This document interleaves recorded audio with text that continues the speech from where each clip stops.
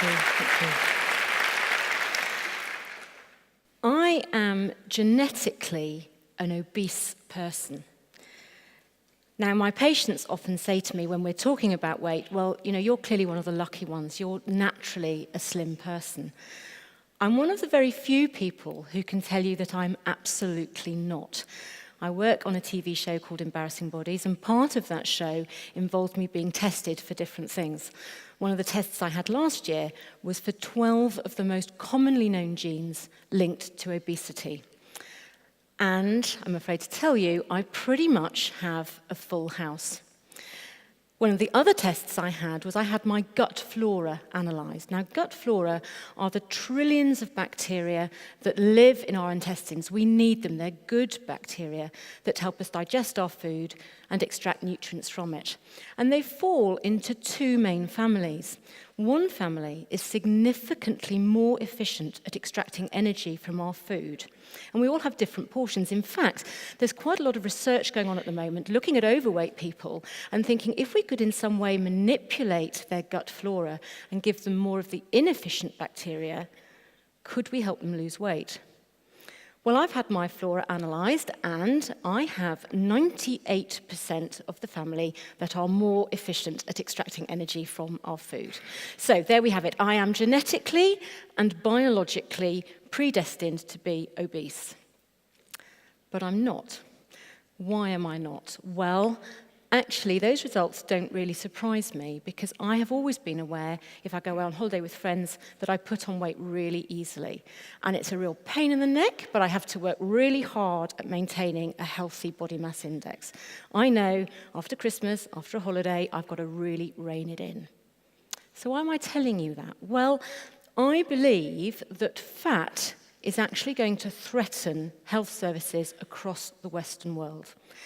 Here in the UK, we have a free health service, our national health service. I'm very proud to work in it, and I think we're all very proud and very fond of her. Actually, I sometimes refer to the NHS as Mum. For most of us living and born in the UK today, actually she's always been around.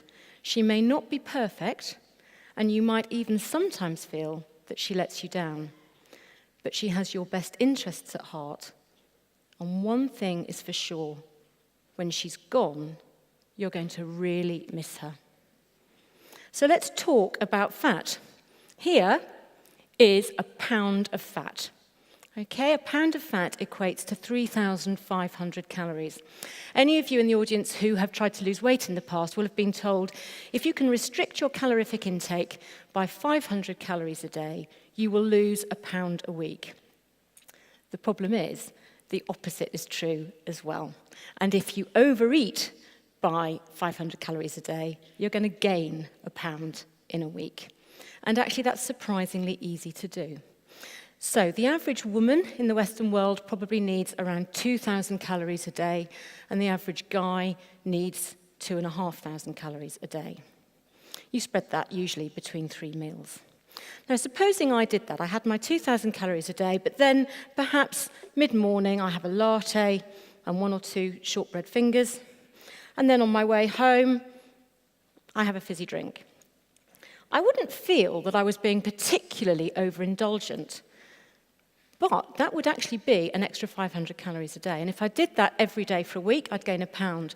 If I did that every day for a year, I would gain 3.5 stone. That would take me from a healthy body mass index today of 20 to a body mass index of 29. That wouldn't just make me clinically overweight, it would make me verging on clinically obese in just 1 year. The problem is, it's all too easy to do. We live in a society today in the Western world where food is readily available. Portion sizes have rocketed. So I know that a bar of chocolate when I was small was this size. Today, it's significantly bigger. The subliminal message there is that actually that's a perfectly appropriate amount of food to have as a snack. It's not. We're also far more sedentary today than we used to be. Experts reckon that only 20% of British adults are actually achieving the recommended levels of exercise of just half an hour 5 times a week. Let's just turn back the clock a moment. I've just told you that British women need around 2,000 calories a day. In Victorian times, we didn't have washing machines, tumble dryers, hoovers, dishwashers, cars. The average Victorian woman probably needed nearer 4,000 calories a day. And she didn't get them from fast food and processed food, she got them from a much healthier source. So, I've told you that we're all getting bigger, and I've told you why. It's incredibly easy. Does it matter?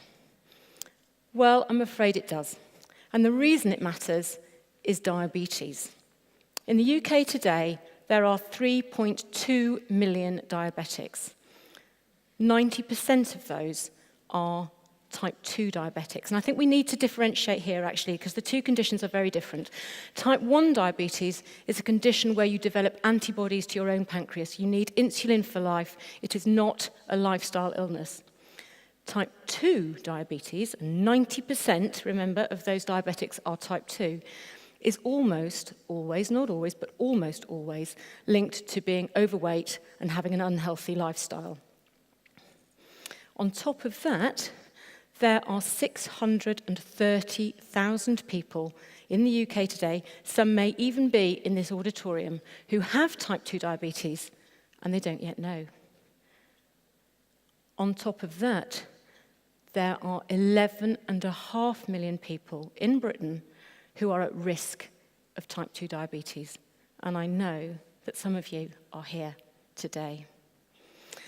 Now, those statistics probably scare me a lot more than they scare most of you, because I know what we're spending in the NHS on diabetes care. I'm just going to ask a couple of you. Can you just hazard a guess for me what you think we might spend? A day, a week, a year? 4 billion a year. Yeah? Okay. I'm going to tell you, actually you can double that and some. We spend £1 million an hour. £1 million an hour every single hour on the NHS. Now, experts tell us that we are currently making new diagnoses of type 2 diabetes 400 times a day. And if we continue at that rate, by 2025, there will be 5 million or more type 2 diabetics in the UK.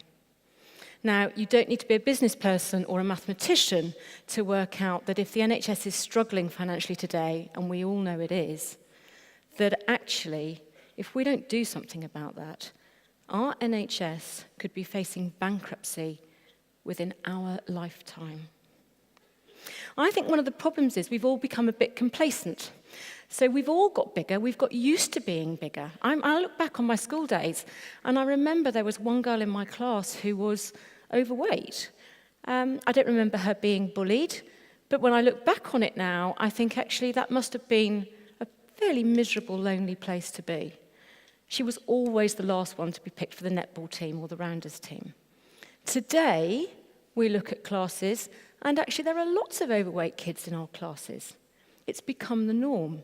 And actually, I've got to admit that for me, it's become the norm too. I mean, sometimes I go to weigh and measure people with my GP hat on, and I'm surprised that they're not perhaps a little bit overweight. They are clinically obese.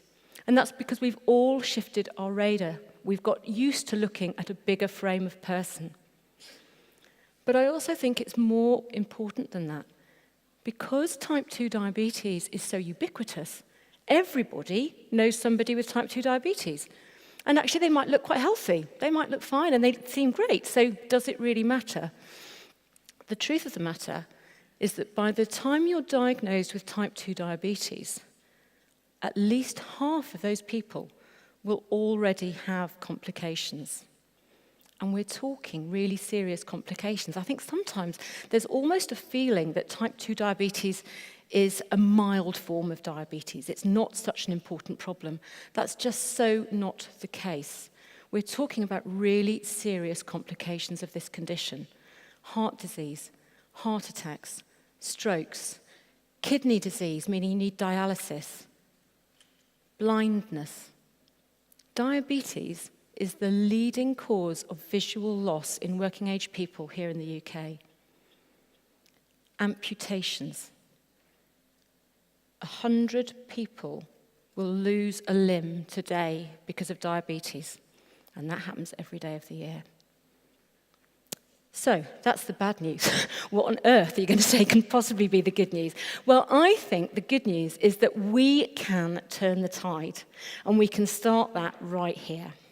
Now, some of you, when you came into the auditorium this morning, will have noticed that you had a tape measure on your chair.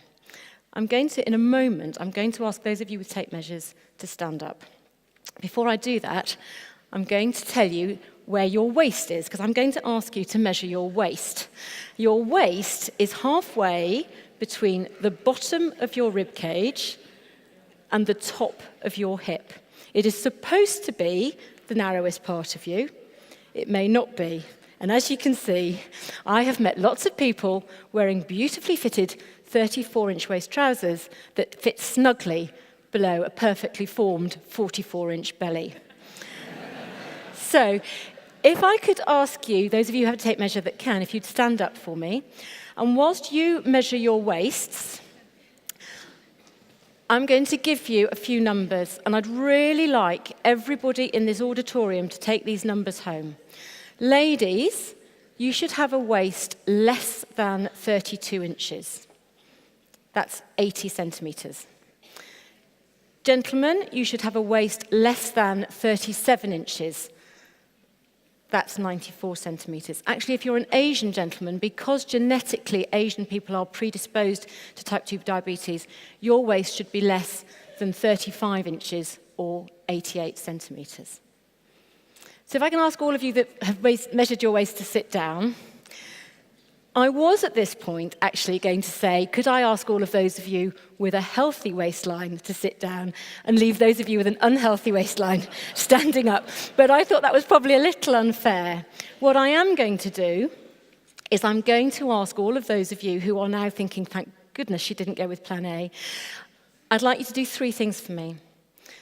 I'd like you to take those tape measures home and get everybody that you know to measure their waists. Let's get the whole nation measuring our waists. And I'd like you, if you're one of those people that would have been standing up, I'd like you to make an appointment to see your practice nurse and take a sample of urine with you to be tested for diabetes. I hope you're not one of the 630,000 people in this country with type 2 diabetes who don't yet know. But I know that you are one of the 11.5 million people who are at risk.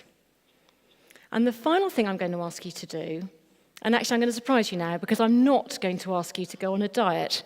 Actually, I'm not a fan of diets. I think by definition, if you go on a diet, at some point you're going to come off it. I'm not even going to ask you to give up your favourite bar of chocolate for life or to promise yourself that you will never have another takeaway. Because I also believe there's no such thing as an unhealthy food, but there are plenty of unhealthy living plans. What I am going to ask you to do is to look at your lifestyle and see what you could do, small changes that maybe you could still be doing this time next year. So it might be get off the bus a stop early. It might be use the stairs rather than the lift at work. It might be only have that bar of chocolate on a Friday. It might be only have the occasional takeaway.